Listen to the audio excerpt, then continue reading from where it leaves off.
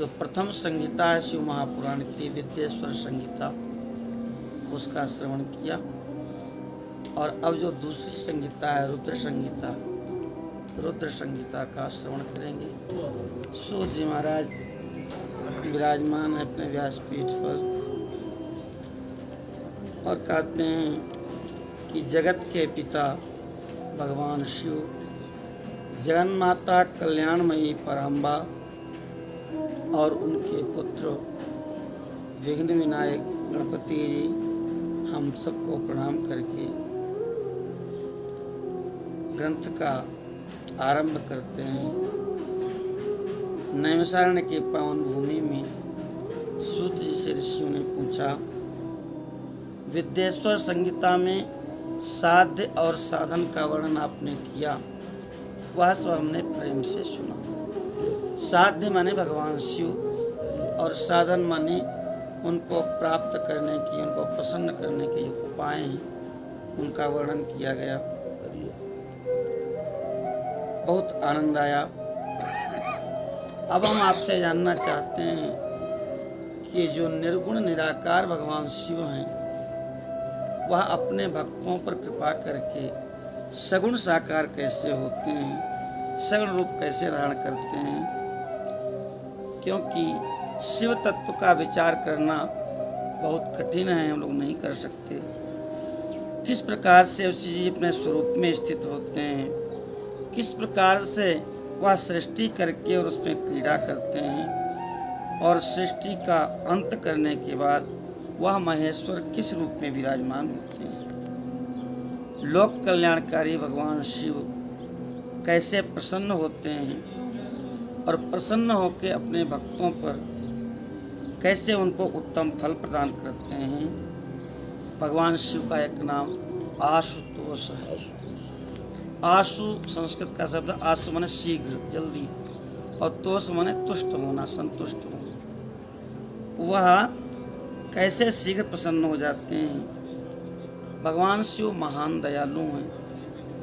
वह अपने भक्तों का कष्ट बिल्कुल नहीं देख सकते। ब्रह्मा, विष्णु और महेश ये दोनों शिव के ही अंग से उत्पन्न होते हैं।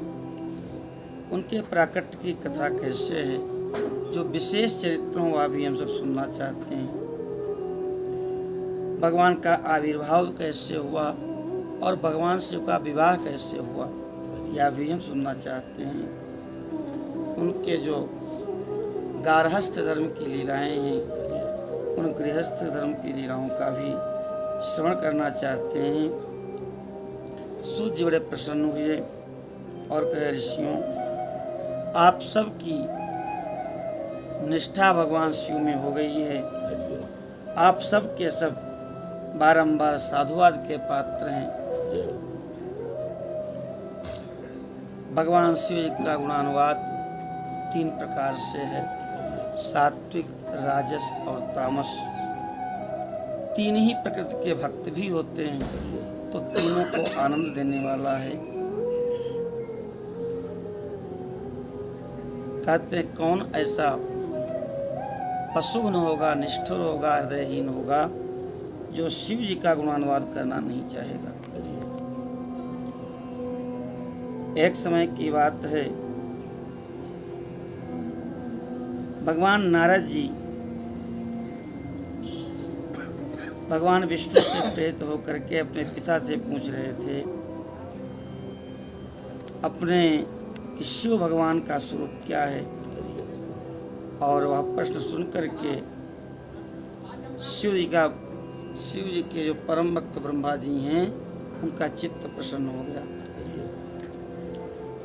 और वो शिव जी के यश का वर्णन करने लगे। एक समय ब्रह्मा जी के पुत्र नारद जी का मन तपस्या में लग गया। हिमालय की एक गुफा में तप करने लगे। देव नदी गंगा का तट है और वहां पर वह तपस्या करने लगे। बहुत दिन तक तपस्या करते रहे। तपस्या के प्रभाव से उनका अंतःकरण शुद्ध हो गया, मौन हो गए, समाधि में स्थित हो गए। उनकी वह महान तपस्या देख करके देवराज इंद्र कांप गए। इंद्र का नाम शतक्रतु है।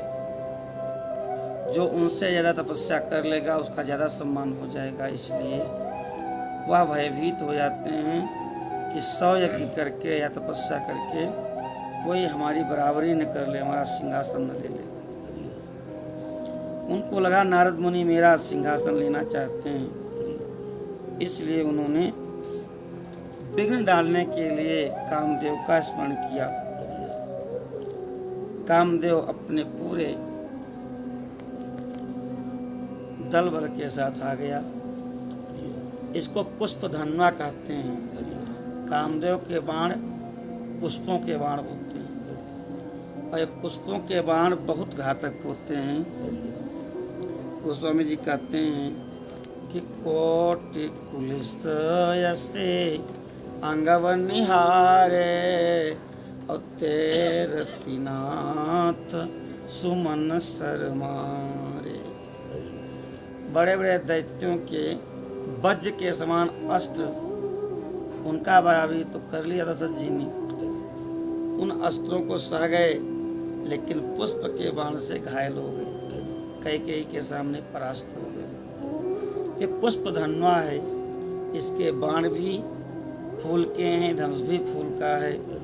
बसंत आदि ऋतुओं को लेकर के आया और अनेक प्रकार से वहाँ पर सुंदर बाग बगीचा बनाया। कोयल आदि पक्षी वहाँ कलरव करने लगे, शीतल मंद सुगंध वायु प्रवाहित होने लगी। अनेक उपाय किए, लेकिन नारद जी का मन विचलित नहीं हुआ। भगवान शिव की कृपा से कामदेव का गर्व चूर्ण हो गया। हे सवनका ऋषियों, आज जो नारद जी काम के ऊपर विजयी हुए हैं, उसमें नारद जी की कोई विशेष महत्ता नहीं है। ये शिव जी की कृपा से ही ऐसा हुआ है।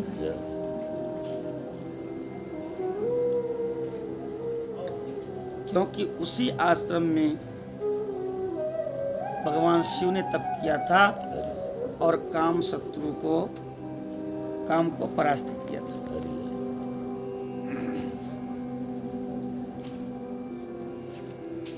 इस प्रकार से नारद जी विजयी हो गए।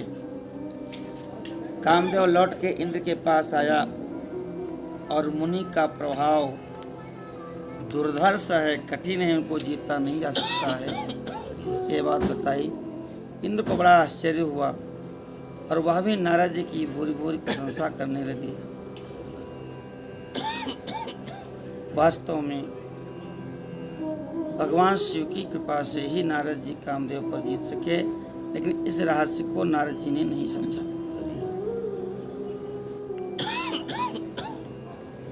नारद जी बहुत दिन तक तपस्या करने लगे और तपस्या करते करते जब उनकी तपस्या पूर्ण हो गई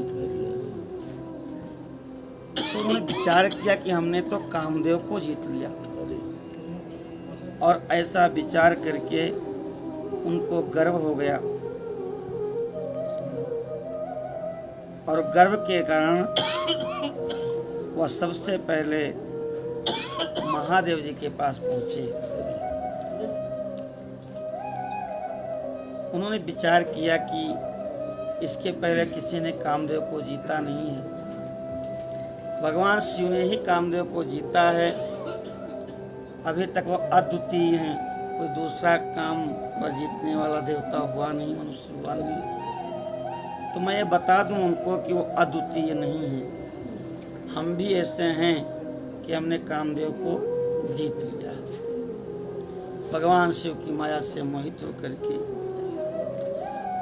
शिव जी के पास गए और सारा वृत्तांत बताया। शिव जी की तो माया ही थी। शिव जी मुस्कुराने लगे और कहे, नारद तुम बड़े तपस्वी हो, विद्वान हो, लेकिन इसके बाद अब कभी भी इस काम विजय की चर्चा नहीं करना, और भूल करके भी भगवान विष्णु के सामने इसकी चर्चा नहीं करना। हमसे कह दिया कोई बात नहीं, जो सिद्धियां होती हैं वो गुप्त रखनी चाहिए। तुमको सिद्धि हो गई, तुमने कामदेव को जीत लिया, बहुत अच्छी बात है, लेकिन इनको गोपनीय ही रखो। नारद जी को लगा कि इनको जलन हो रही है कि पूरे संसार में प्रचार प्रसार हो जाएगा कि कामदेव को केवल शिव जी ने ही नहीं जीता है, नारद जी ने भी जीत लिया है। इसलिए उन्होंने इस बात को माना नहीं। कहते भगवान विष्णु के भक्तों, मेरे भी अनुगामी हो। नारद जी को शिक्षा दिया, लेकिन वो शिव जी की शक्ति से, माया से मोहित थे। वो वहाँ से प्रणाम करके और भगवान के पास पहुँच गए, और वहाँ जाकर के भगवान को प्रणाम किया। विष्णु जी पहले से ही जान गए कि नारद जी क्यों आए हैं।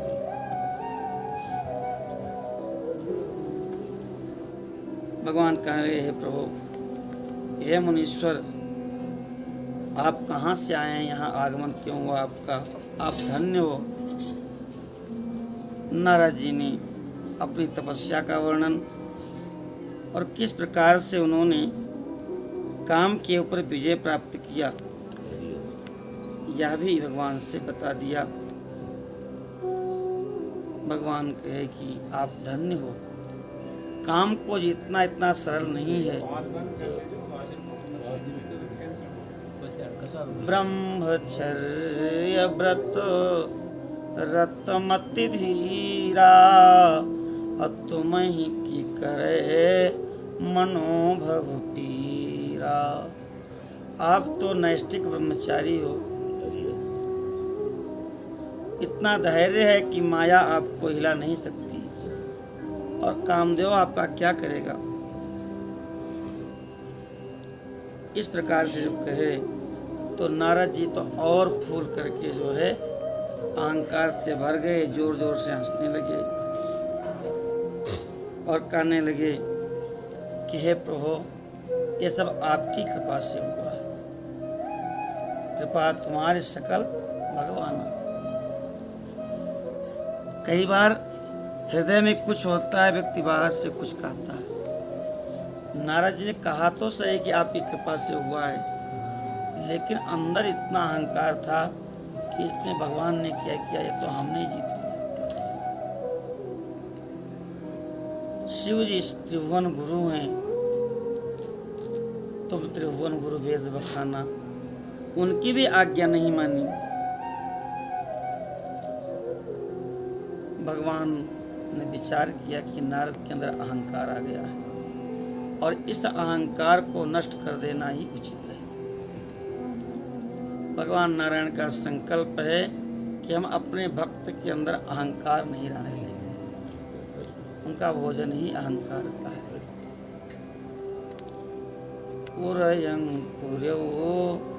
गर्भ तरु भारे, बेगी सुमय डारी हूँ उखारी। अभी तो नया नया पेड़ जमा है, इसको उखाड़ देता हूँ। क्यों? क्योंकि पन हमार सेवक हितकारी। जितने भी गड़बड़ काम होते हैं सब अहंकार के कारण ही होते हैं, इसलिए अहंकार नहीं रहने देंगे। भगवान को प्रणाम करके नारद जी वहां से चल पड़े। भगवान ने अपनी माया प्रकट किया। शील निधि राजा हैं और उन्होंने अपना सुंदर नगर बसाया है। सब कुछ माया का ही है। विशाल नगर है और उनके एक विवाह के योग्य कन्या है, उसका नाम विश्व मोहिनी है। नारद जी को विचार भी नहीं रहा कि यहाँ इस जंगल में कोई नगर नहीं था। उस नगर की शोभा देख करके नगर में प्रवेश किया। शील निधि राजा ने नारद जी का स्वागत किया, बिठाया और कहा, प्रभु हमारी कन्या विवाह के योग्य है, थोड़ा सा इसको देख के बताइए कि इसका विवाह कैसे होगा, कहाँ होगा।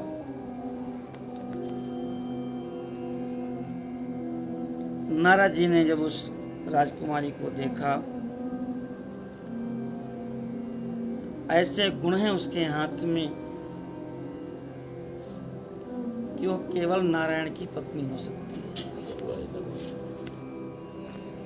जो यही बरे अमर स्वय होए, जो इसके साथ विवाह करेगा अमर हो जाएगा, उसको कोई जीत नहीं सकेगा। नारद जी को ध्यान नहीं रहा कि ऐसे गुण तो केवल नारायण में है। अब वो विचार करने लगे कि अगर इसके साथ मेरा विवाह हो जाता तो कितना अच्छा होता। ज्योतिष के महान विद्वान है नारद जी, एक एक लक्षण देख करके प्रफुल्लित हो रहे हैं। कई सारे लक्षण बता देंगे तो कहीं राजा को जो है खुशी के मारे पागल न हो जाए।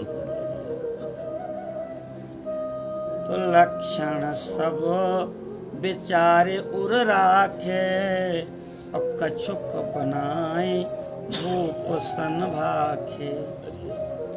थोड़े बहुत लक्षण तो राजा से बताया और बाकी सब अपने हृदय में जान लिया। विवाह का मुहूर्त तय हुआ, स्वयंवर का समय था। नारद जी विचार करते हैं कि भगवान यदि चाहें तो हमारा विवाह हो जाए। भगवान के भक्त की विशेषता यही है कि जो भी कामना करेगा वो भगवान से ही करेगा। नारद जी विचार करने लगे कि मोरे हित हरि सम नहीं को, और यही अवसर सहाय स्वय हो। हमारे हितैषी एकमात्र भगवान नारायण हैं, और अगर वो सहायता कर दें तो विवाह हमारा पक्का है। ऐसा विचार करके नारद जी भगवान के पास गए। वहाँ जाकर के भगवान को प्रणाम किया और कहे, प्रभु आप हमारे हितैषी हैं, और यदि आपका रूप हमको मिल जाए तो हमारा काम बन जाए। अब भगवान तो अंदर ही अंदर मुस्कुरा रहे हैं कि ये तो अभी काम विजयी थे और विवाह के लिए ऐसे विकल हैं जैसे कोई बहुत बड़ा कामी हो। भगवान ने कहा, बिल्कुल नारद जी, तुम्हारा जैसे भी हित होगा हम निश्चय ही वो करेंगे। जय वेद होए परम हित, नारद सुनो तुम्हार। स्वयं हम करब न अन्यथा, बचन न मृषा हमार। हित ही नहीं, तुम्हारा परम हित जैसे होगा हम वही करेंगे, इसमें बिल्कुल झूठ नहीं है। लेकिन काम के वशीभूत थे नारद जी, सब भगवान की जो वाणी थी उसका असली मर्म वो नहीं समझ सके। उनको लगा कि भगवान अपना रूप हमको दे देंगे। अब भगवान ने उनको रूप जो है वो बंदर का रूप दे दिया, मरकट का रूप दे दिया। जा कर के बैठे तो स्वरूप और वीणा देख के सब लोग प्रणाम तो करते थे, लेकिन ये मुंह कहाँ से बंदर का मिल गया इसको कोई समझ नहीं पा रहा था। सब के सब बैठे हैं। सूर्य जी कहते हैं कि हे ऋषियों, सबने प्रणाम किया नारद जी को, लेकिन इस रहस्य को किसी ने नहीं समझा। अब नारद जी तो बड़े प्रसन्न हैं कि भगवान नारायण का रूप हमको मिला है, मुझे छोड़ करके आखिर विश्व मोहिनी जाएगी कहाँ? नारायण से सुंदर कोई है नहीं। अब वो विश्व मोहिनी सुंदर वरमाला लेकर के सभा में घूम रही है, राजकुमारों को देख रही है, लेकिन जिधर नारद जी बैठे हैं उधर वो देख भी नहीं रही है। नारद जी को लगा आखिर क्या हो गया। जय दृष्टि बैठे नारद फूले, और तही दृष्टि सो न बिलो की भूली। जिधर फूल के बैठे थे उसने भूल के भी नहीं देखा। नारद जी को लगा शायद हमारा सिंहासन छोटा हो, तो ये थोड़ा और ऊंचे हुए और इशारा किए कि भाई हम बैठे हैं इधर। पुण्य पुण्य मुनि अकु सही अकुलाही, और देखी दशा हर गन मुस्काई। इन्हीं के पीछे भगवान शिव के 2 गण बैठे थे, वो इस रहस्य को जानते थे, तो वो बार बार हंस रहे थे। और अंत में भगवान भी वहां आए थे राजकुमार बन करके। उसने भगवान के गले में ही जयमाला डाल दिया। दुल्हन ले गए लक्ष्य निवासा, नृप समाज सब भयो उदासा। अब नारद जी को बड़ा आश्चर्य हुआ कि भगवान का रूप पा करके भी हमको ये विश्व मोहिनी नहीं मिली। अब रुद्रगणों से नहीं रह गया तो कह निज मुख मुकुर बिलोक हो जाइए, कि जाओ पहले अपना चेहरा देखो, तब बाद में पता लगेगा विश्व मोहिनी क्यों नहीं मिली। अब नारद जी शीशा कहाँ खोजते जल के पास गए और जल में देखा तो मरकट बदन भयंकर देहि, तो देखते अपार क्रोध। अब तो भगवान के ऊपर ही क्रोध किए कि हमने जिनको अपना सब कुछ माना, उन भगवान ने ही हमारे साथ धोखा कर दिया, हमको बंदर का मुख दे दिया। अच्छा, अकेले में बात होती तो कोई बात नहीं थी, हैं? पूरे जगत में जगह जाके राजा आए थे, सब जानेंगे कि ये नारद जी को बंदर का मुख क्यों मिला। तो दे हूँ साप कि मरी हूँ जाए, और जगत मोर उपहास कराए। श्राप दे दूंगा उनको, और नहीं तो आत्महत्या कर लूंगा, प्राणों का त्याग कर लूंगा। इतना क्रोध। अब वो एक तो पहले जिन्होंने हंसी उड़ाई उनको श्राप दे दिया, जो शिव जी के गण थे उन दोनों को श्राप दे दिया कि तुमने हमको हंसा, जाओ राक्षस हो जाओ। और फिर भगवान की तरफ चले, सपद चले कमलापति आए। ओंठ फड़क रहे हैं, हृदय जल रहा है, और बैकुंठ जा रहे थे, रास्ते में ही भगवान मिल गए।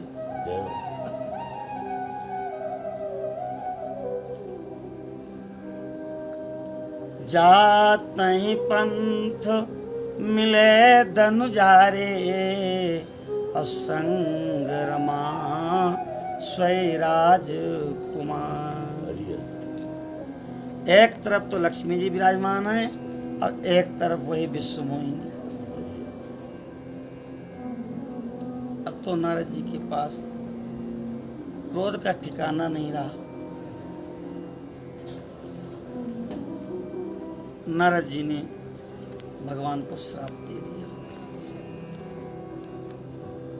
कहे कि तुम सबके स्वामी हो, परम स्वतंत्र हो, तुमको जो मन में आता है वही करते हो, लेकिन आज मैं आपको श्राप दे करके अपने क्रोध को ठंडा करूं। परम स्वतंत्र न सिर पर कोई, अभाव मन ही करो तुम सोई। कहे हमको आप विवाह नहीं करने दिए और बंदर का मुंह दे दिए। ऐसे ही जैसे हम आज स्त्री के वियोग में दुखी हो रहे हैं, विश्व मोहिनी को हम चाह रहे तो उसको आप ले लिए। तो नारे बिरह तुम होब दुखारे, अब करी हैं किस सहाय तुम्हारी। ऐसे ही आप भी तड़पोगे पत्नी के विरह में, और जो रूप हमको देख के आपने हंसी कराई है, ये बंदर ही आपकी सहायता करेंगे।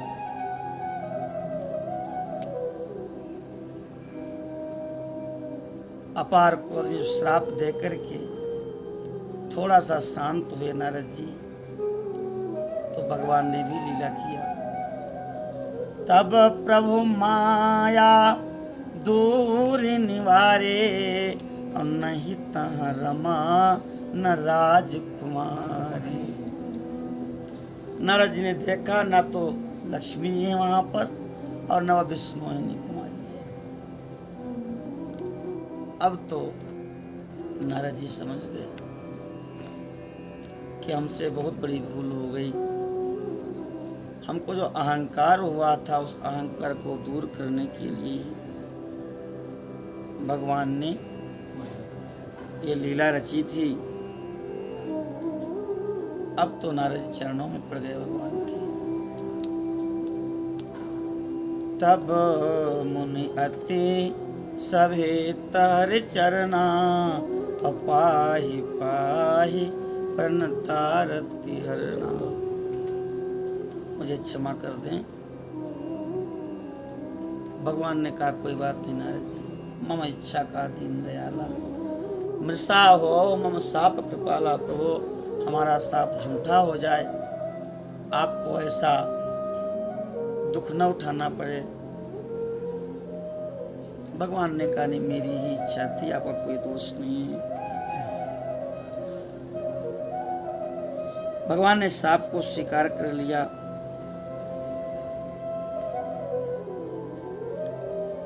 नारद को बड़ा आश्चर्य हुआ है। भगवान के चरणों में माफी मांगी है। भगवान कहते हैं कोई बात नहीं, हमारी ही इच्छा है, आप दुखी मत हो।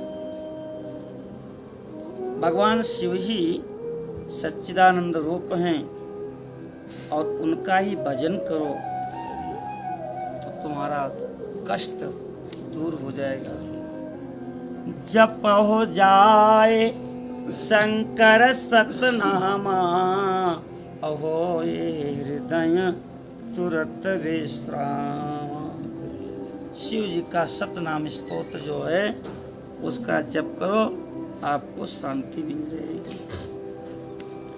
शिवेति नाम दावाग्निर महापातक पर्वता, भस्मी भवन्त्यनायासात् सत्यम सत्यम न संशयः। कहते हैं कि जाकर के तुम सदाशिव का भजन करो। भगवान नारायण की आज्ञा मान करके नारद जी ने सतनाम स्तोत्र का पाठ किया है और उनका जो दुख था, पाप ताप संताप था, सब दूर हो गया। लोग काशी विश्वनाथ भगवान की जय हो। हे महर्षियों, भगवान तो अंतर ध्यान हो गए और नारद जी भगवान शिव के दिव्य धामों का दर्शन करते हुए पृथ्वी पर विचरण करने लगे हैं। जो शिव जी के गण थे वह पुनः आए हैं पास में नारद जी के और कहे कि हम सब शिव जी के गण हैं। आपका चित्त मोहित हो रहा था, भगवान की कृपा से आपको श्राप मिल गया। अब प्रसन्न होकर के हमारे ऊपर अनुग्रह कीजिए। नारद जी ने कहा कि आप महादेव जी के गण हैं और उस समय मोहवश हमारी बुद्धि भ्रमित हो गई थी, इसलिए मैंने हम आप दोनों को श्राप दे दिया। अब मैंने आपको क्षमा कर दिया है, लेकिन तुम सबको राक्षस होना पड़ेगा। तुम महर्षि विश्रवा के पुत्र होगे, एक का नाम रावण और दूसरे का नाम कुंभकर्ण होगा। वहाँ पर भगवान के द्वारा तुम्हारा उद्धार होगा। सूर्य जी कहते हैं, यह बात सुन करके वे दोनों प्रसन्न होकर के अपने अपने स्थान को लौट आए हैं। नारद जी भगवान के दिव्य धामों का दर्शन करते हुए विचरण करने लगे। ये शिव जी की सबसे प्रिया हैं और तीर्था प्रयाग की भी प्रिया हैं काशी जी। 7 पुरियों में सबसे नज़दीक प्रयागराज के काशी जी हैं और जो सबसे प्रिया होती है वही तो पास में रहती है, इसलिए 7 पुरियों में सबसे प्रिय काशी ही है। प्रयागराज को वहाँ पर गए हैं। काशीपुरी का दर्शन करके नारद जी कृतार्थ हुए। भगवान विश्वनाथ जी का दर्शन किया, उनका पूजन किया और वहाँ से पुनः ब्रह्मलोक को गए हैं। निरंतर शिव जी का स्मरण करने से नारद जी की बुद्धि निर्मल हो गई है और जाकर के अपने पिता ब्रह्मा जी को प्रणाम किया। अनेक प्रकार से उनकी स्तुति किया है और कहते हैं, पिताजी मुझे शिव तत्व के बारे में बताने की कृपा कीजिए। हे पितामह, हे जगत प्रभु, आपके कृपा प्रसाद से मैंने भगवान विष्णु के महात्म्य को और स्वरूप को तो जान लिया है। भक्ति मार्ग, ज्ञान मार्ग, तपो मार्ग, दान मार्ग और तीर्थ मार्ग का हमने वर्णन सुना, उसको पालन भी किया, लेकिन अभी तक हमको शिव तत्व का ज्ञान नहीं हुआ।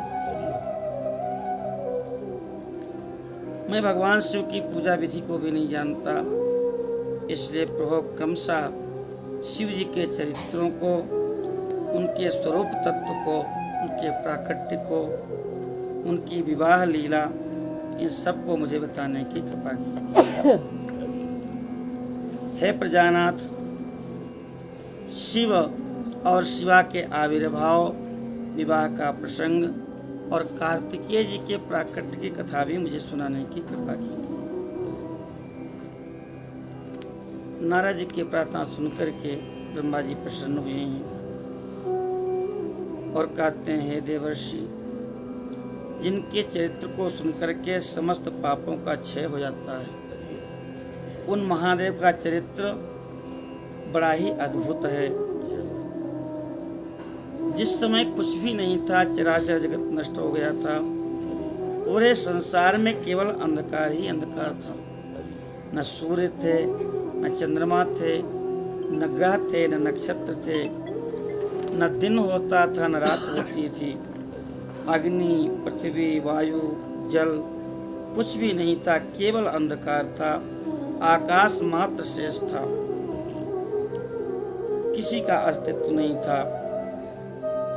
आकाश भी शब्द को छोड़ चुका था, वायु स्पर्श को छोड़ चुके थे, किसी की भी अभिव्यक्ति नहीं होती थी। उस समय तत् सद ब्रह्म, वह ब्रह्म ही सत्य है, ये केवल सुनाई पड़ रहा था, वही एक सत्य शेष था।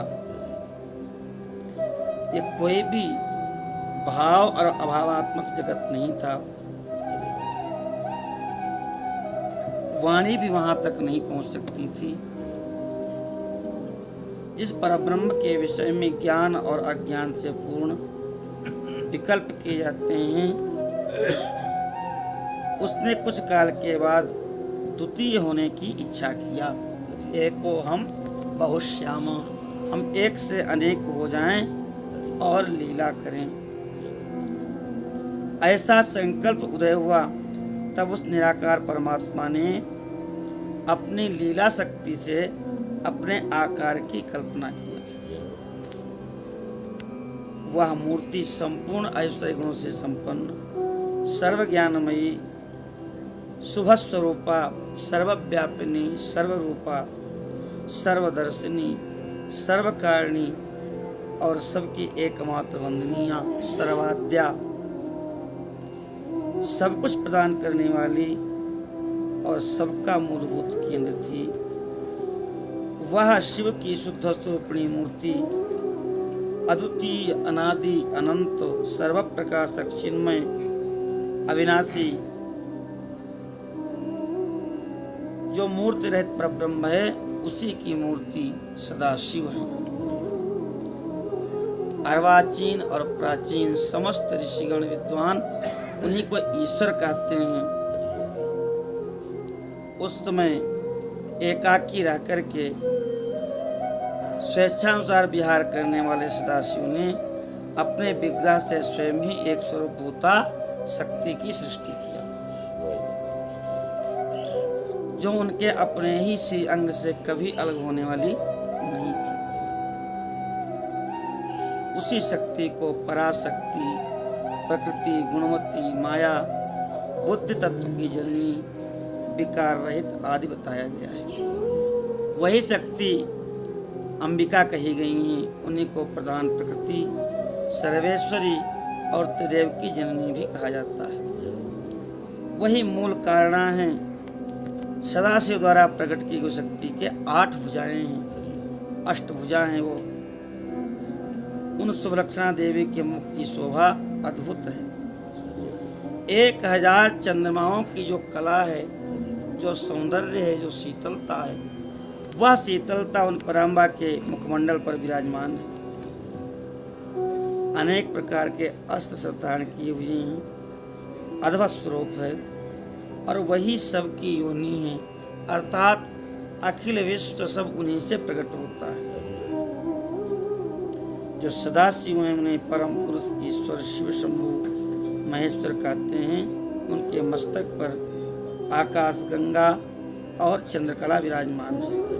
उनके 5 मुख हैं, प्रत्येक मुख में 3-3 नेत्र हैं, अर्थात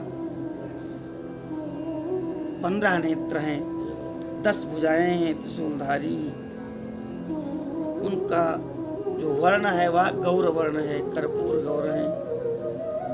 अपने सारे अंगों में भस्म लगाए हुए हैं। कहते हैं उन्होंने शक्ति के साथ एक लोक का निर्माण किया जिसका नाम है सदाशिव लोक, शिवलोक जिनका नाम है। कहते उसी उत्तम क्षेत्र को ही काशी कहते हैं। वह परम निर्वाण मोक्ष का स्थान है जो सबके ऊपर विराजमान है। भगवान शिव उस काशी में नित्य निवास करते हैं। काशीपुरी परमानंद स्वरूपिणी है। हे ऋषियों, शिव और शिव की काशी प्रलय काल में भी नष्ट नहीं होती, इसलिए उसको अविमुक्त क्षेत्र भी कहते हैं। वह क्षेत्र आनंद का हेतु है, आनंद कानन नाम है, इसीलिए शिव ने उसका नाम आनंद वन रखा है। हे नारद जी, एक समय भगवान विश्वनाथ जी और भगवती के मन में इच्छा हुई कि सृष्टि की जाए और सृष्टि संसार का महान भार रख के हम दोनों केवल काशी में रह करके विचरण करें और निर्वाण धारण करें। इस प्रकार से विचार किए हैं। बसंत भगवान की जय हो। शिव जी कहते हैं, वत्स व्यापक होने के कारण तुम्हारा नाम विष्णु होगा। अपने अंग से भगवान विष्णु को प्रकट किया शिव जी ने। और अनेक आपके नाम होंगे जो आपके भक्तों को सुख देने वाले होंगे। आप तप करो, क्योंकि तप से ही सारे साधन होते हैं, सारे कार्य होते हैं। ऐसा कहकर के भगवान शिव ने स्वास्थ्य मार्ग से भगवान विष्णु को वेदों का ज्ञान दिया।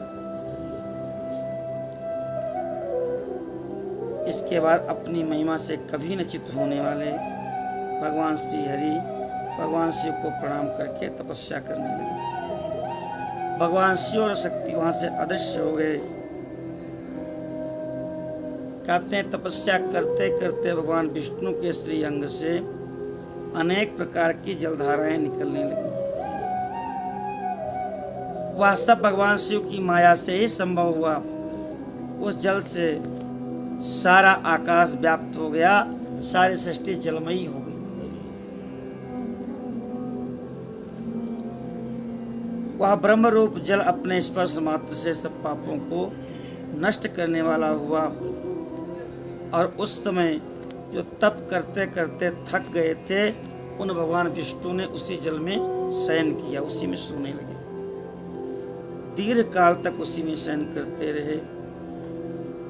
तो नारम जलम अयनम अस्य इति नारायण, जो जल ही जिसका घर उसको नारायण कहते हैं, उनका ऐसा नाम हुआ। उस समय उन नारायण के अलावा वहाँ कोई प्राकृतिक वस्तु नहीं थी। भगवान नारायण से ही सारे तत्व प्रकट हुए। हे ऋषियों, उन तत्वों की उत्पत्ति को मैं बता रहा हूँ। प्रकृति से महातत्व प्रकट हुआ। महातत्व से तीनों गुण, और गुण के भेद से त्रिविध अहंकार, अहंकार से पंच तन्मात्राएं, और तन्मात्राओं से पंच महाभूत, उन्हीं से ज्ञानेंद्रिय और कर्मेंद्रिय प्रकट हुई। हे मुनिश्रेष्ठ, इस प्रकार मैंने तुमको तत्वों की संख्या बताई।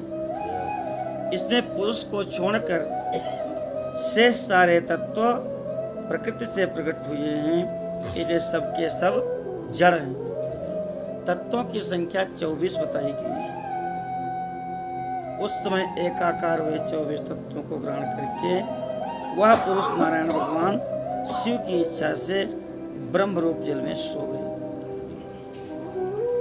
ब्रह्मा जी कहते हैं, नारद जी, जब भगवान नारायण जल में शयन करने लगे, उस समय उनकी ही इच्छा से उनकी नाभि से कमल उत्पन्न हुआ, जो बहुत विशाल था। उनमें असंख्य नालदंड थे। उसकी अपार शोभा थी। लंबाई चौड़ाई भी अनंत योजन थी। बड़ा विस्तार था उस कमल का। वह कमल करोड़ों सूर्य के समान प्रकाशमान था। संपूर्ण तत्वों से युक्त, अद्भुत और रमणीय था। भगवान सदाशिव ने पूर्ववत प्रयत्न करके मुझे अपने दाहिने अंग से उत्पन्न किया। हे मुने, उन महेश्वर ने मुझे तुरंत ही अपनी माया से मोहित करके नारायण देव की नाभि कमल में डाल दिया। शिव ने अपने दाहिने भाग से उत्पन्न किया और फिर उस कमल में डाला, ऐसा शिव महापुराण का मानना है। और इसी प्रकार कमल के पुत्र के रूप में मुझे हिरण्यगर्भ का जन्म हुआ। पद्मनाभ भगवान का नाम है, कमलनाभ कहते ब्रह्मा जी। मेरे 4 मुख हुए और मेरे शरीर की अंग कांति लाल हुई। मेरे मस्तक में त्रिपुंड की रेखा थी और शिव की माया से मोहित होने के कारण मेरी ज्ञानी शक्ति दुर्बल हो रही थी। उस कमल के सिवा मुझे और कुछ भी दिखाई नहीं पड़ा, इसलिए मैंने उस कमल को ही अपना पिता माना। विचार करने लगा, मैं कौन हूँ, कहाँ से आया हूँ, मेरा कार्य क्या है, मैं किसका पुत्र होकर जन्मा हूँ। इस प्रकार मैं संशय में पड़ा हुआ था। जिसने मुझे उत्पन्न किया है वह पुरुष भी यहीं कहीं होगा। ऐसा विचार करके मैंने कमलनाल को पकड़ा और सैकड़ों वर्ष तक खोजता रहा, लेकिन कमलनाल का उद्गम स्थल को नहीं मिला। पुनः कमलनाल को पकड़ के मैं ऊपर चढ़ने लगा, लेकिन इतने नीचे जा सका था कि ऊपर भी नहीं आ सका। मैं मोहित हो गया।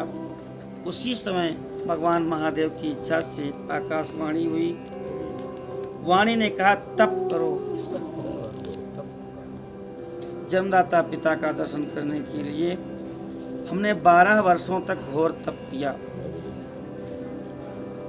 और तप के प्रभाव से 4 भुजाओं वाले भगवान विष्णु प्रकट हुए।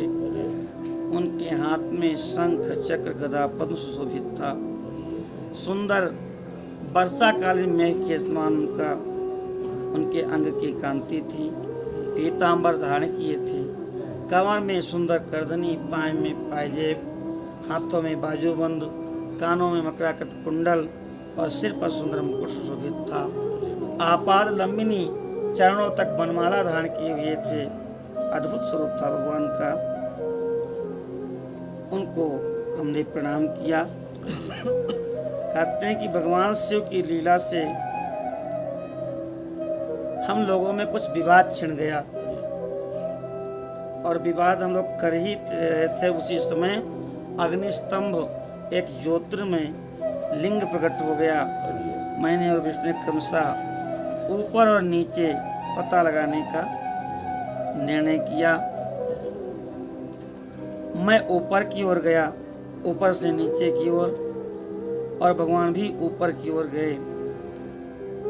हम दोनों शिव की माया से मोहित थे। कोई भी उस ज्योतिर्लिंग का अंत नहीं पाए। अंत में हम दोनों बोले, प्रभु हम आपके स्वरूप को नहीं जानते हैं। आप कोई भी क्यों न हो, हमारा नमस्कार स्वीकार करें। ब्रह्मा जी कहते हैं, हे नारद जी, हम दोनों गर्भरहित होकर के निरंतर उस ज्योतिर्लिंग को प्रणाम करते रहे। हम दोनों की इच्छा थी कि प्रकट होकर के हमको दर्शन दें। वह प्रभु हम सब पे दयालु हो गए और ओम ओम ऐसा शब्द रूप नाद प्रकट हुआ जो स्पष्ट रूप से सुनाई दे रहा था। हम और भगवान विष्णु दोनों खड़े रहे। उन्होंने लिंग के दक्षिण भाग में सनातन आदिवर्ण आकार का दर्शन किया, उत्तर भाग में उकार का दर्शन किया और मध्य भाग में मकार और अंत में ओम इस नाद का दर्शन एवं अनुभव किया। दक्षिण भाग में जो आकार प्रकट हुआ, उस आकार को सूर्यमंडल के समान तेजों में देखकर जब उन्होंने उत्तर भाग में दृष्टिपात किया तो वहां उकार वर्ण भी अग्नि के समान दीप्तिमान दिखाई दिया। मुनि श्रेष्ठ, इसी तरह उन्होंने मध्य भाग में मकार को चंद्रमंडल के समान उज्जवल कांति के समान प्रकाशमान देखा। जब ऊपर की ओर दृष्टि डाली तो स्फटिक के समान निर्मल प्रभा से युक्त, बाह्य अभ्यंतर से युक्त, स्वयं सिद्ध आदि मध्य अंतरहित आनंद के आदि कारण उस परब्रह्म शिव का दर्शन हुआ। उस समय भगवान हरि विचार कर रहे थे, क्या अग्निस्तंभ कैसे प्रकट हुआ। फिर हम दोनों ने इसकी परीक्षा करें, ऐसा विचार करके ऊपर जाऊंगा नीचे जाऊंगा ऐसा विचार किया। तब वहाँ पर एक विश्वात्मा ऋषि प्रकट हुए जो ऋषि समूह के परम सार रूप माने जाते हैं और उन्हीं ऋषि के द्वारा परमेश्वर विष्णु ने जाना कि ये परब्रह्म स्वरूप महादेव जी ही प्रकट हुए हैं। ये रुद्र हैं जो मन वाणी से परे हैं, अवांग मनस्य गोचर हैं।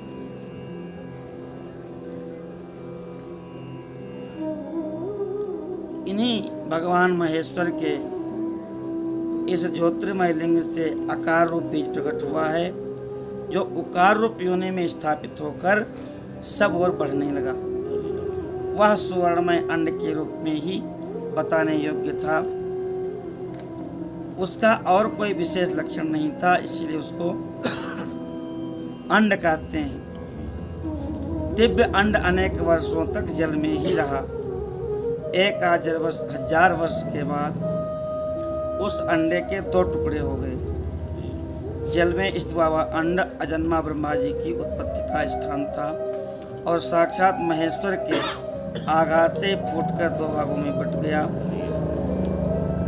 जो ऊपर का भाग था सुवर्ण में कपाल बड़ा सुशोभित था, वही द्विलोक हो गया, और जो नीचे का भाग था वही पृथ्वी लोक हो गया। वही अंडा जो ऊपर का भाग था वह द्विलोक हुआ और नीचे का जो भाग था वह पृथ्वी लोक हुआ।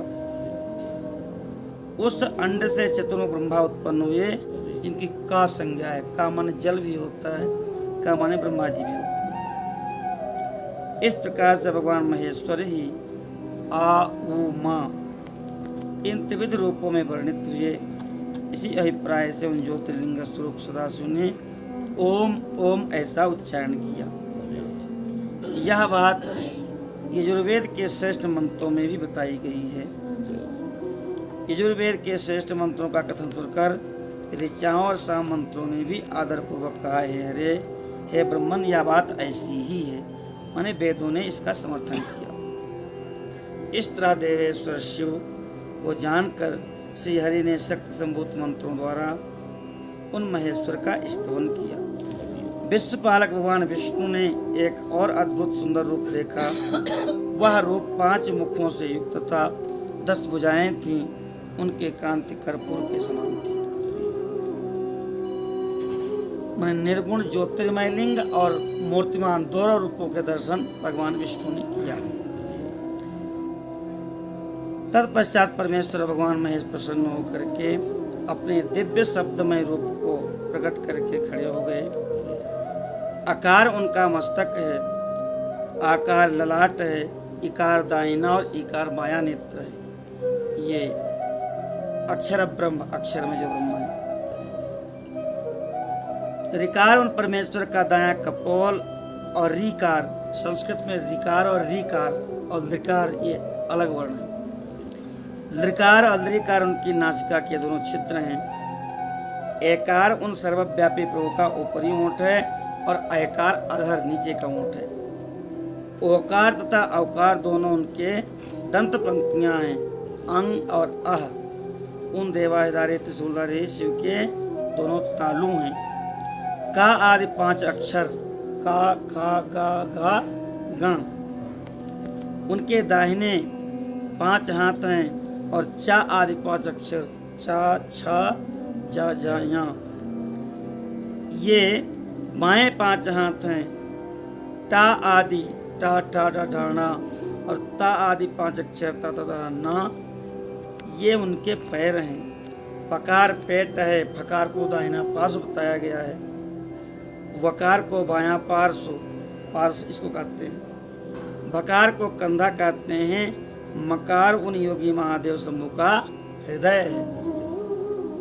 मकार की बड़ी महिमा है। या से लेके और सा तक 7 अक्षर सर्वव्यापी शिव के शब्द में शरीर की 7 धातुएं हैं। हकार उनकी नाभि है और छकार को मेढ मूत्रेंद्री कहा गया है। इस प्रकार निर्गुण एवं गुण स्वरूप परमात्मा के शब्दमय रूप को भगवती उमा के साथ देखकर मैं और हरि दोनों कृतार्थ हो गए। अब हम लोग पढ़ते थे कि ये अक्षर समाम्नाय है, वर्ण समाम्नाय है। ओम ऐवुण ऋन्द्रिक एवं अयौच है वरट लण यम गणनम जबाएं गणदस जब गणदस खफ छटर चरतो कपाय सक्सर हल। ये जो व्याकरण के 14 सूत्र हैं, तो कहते थे कि ये जैसे वेद पवित्र हैं से ये भी पवित्र हैं, ये भी वेद ही है। यहाँ पर वर्णन सुन करके स्पष्ट हो गया कि शिव जी का शब्दमय रूप ही है और कुछ नहीं।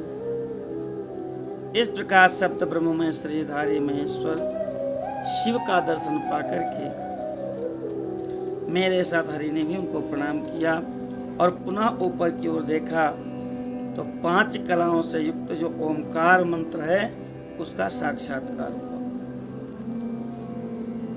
ओम तत्त्वमसि ये महावाक्य भी हम दोनों ने देखा, जो परम उत्तम मंत्र रूप है, का शुद्ध स्फटिक के समान निर्मल है। संपूर्ण धर्म और अर्थ का साधक बुद्धि स्वरूप गायत्री नामक दूसरा महान मंत्र लक्षित हुआ। ओम के बाद फिर हम लोगों ने गायत्री मंत्र को देखा, जिसमें 24 अक्षर हैं, जो चारों पुरुषार्थ रूपी फल को देने वाला है। बोलो ब्रह्मा सावित्री भगवान की। फिर मृत्युंजय मंत्र का दर्शन किया हम लोगों ने, फिर पंचाक्षर मंत्र का दर्शन किया, दक्षिणामूर्ति संगक चिंतामणि मंत्र का साक्षात्कार किया है। इस प्रकार 5 मंत्रों की उपलब्धि करके भगवान श्री हरि उनका जप करने लगे। ऋग यजुः साम रूपाय, ऋग्वेद यजुर्वेद सामवेद जिनका रूप है, जो ईशों के मुकुटमणि ईशान हैं, जो पुरातन पुरुष हैं, जिनका हृदय अघोर है। वैसे अघोरी का नाम सुनते ही लोग कहते हैं विकराल कोई स्वरूप है, लेकिन अघोर माने जो घोर नहीं है, जो अत्यंत सौम्य है, उसका नाम अघोर होता है। जो हृदय को प्रिय लगने वाले सदाशिव हैं, जिनके चरण परम सुंदर हैं, जो महान देवता हैं, सर्पराज जिनके आभूषण हैं, जिनके सभी ओर पैर और सभी ओर नेत्र हैं, जो मुझे ब्रह्मा के भी अधिपति हैं, कल्याणकारी हैं, उन श्याम सदाशिव को हमने और विष्णु ने स्तुति करके संतुष्ट किया। बोलो काशी विश्वनाथ भगवान की जय। ब्रह्मा जी कहते हैं कि हे नारद जी, स्तुति सुनकर के भगवान शिव प्रसन्न हुए और उमा जी के साथ प्रकट हो गए। उस समय उनके 5 मुख थे और प्रत्येक मुख में 3-3 नेत्र थे। मस्तक पर चंद्रमा की कला सुशोभित थी, सुंदर जटाएं विभूषित थीं और उनकी 10 भुजाएं थीं। कंठ में नील चिन्ह था, श्री अंग परम शोभा पा रहे थे। ऐसे विषयों से युक्त महादेव जी को भगवती के साथ उपस्थित देख करके मैंने और भगवान विष्णु ने उनकी स्तुति किया। प्रसन्न होकर शिव जी ने श्वासस्थ रूप वेद का उपदेश किया और उसके बाद शिव जी ने परमात्मा श्री हरि को गुह्य अत्यंत गोपनीय ज्ञान का उपदेश दिया और फिर परमात्मा ने कृपा करके मुझे भी ज्ञान प्रदान किया। वेद का ज्ञान प्राप्त करके हम दोनों कृतार्थ हुए, भगवान को प्रणाम किया और उनके पूजन की विधि क्या है ऐसी प्रार्थना किया। ब्रह्मा जी कहते हैं, हे ऋषि, श्री हरि की बात सुनकर के भगवान प्रसन्न हुए और उन्होंने कहा, हे सुरश्रेष्ठ, हम तुम दोनों की भक्ति से प्रसन्न हैं। तुम्हें मेरा स्वरूप जैसा दिखाई देता है, वैसे ही रूप का चिंतन करना चाहिए, ध्यान करना चाहिए। ध्याये नित्यम महेशम रजतगिरिनिभम चारुचंद्रावतंसम रत्नाकल्पोज्ज्वलांगम परशुमृगवराभीतिहस्तं प्रसन्नं पद्मासीनं समन्तात् स्तुतममरगणैर् पंचवक्त्रम त्रिनेत्रम ईश्वरी का स्वरूप है। इसी का ध्यान करना चाहिए।